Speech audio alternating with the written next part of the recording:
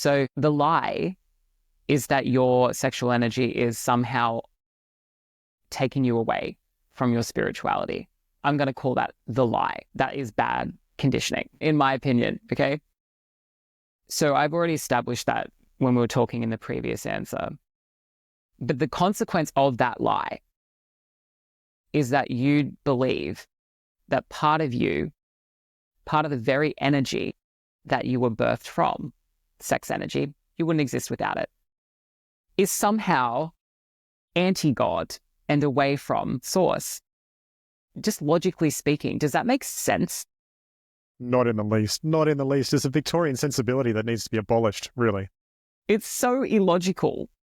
And yet it's run our world when we talk about religious conditioning. Absolutely. And when we start to get curious about, well, what's on the other side of that? Like, what is in this gap between sex and spirit? And how can they come together? That is a really empowering journey.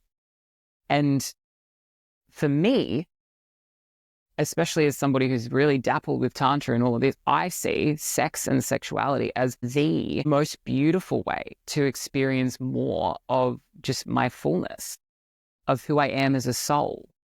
And it's the equivalent of being in a really deep meditation and being like so zen and one with the universe.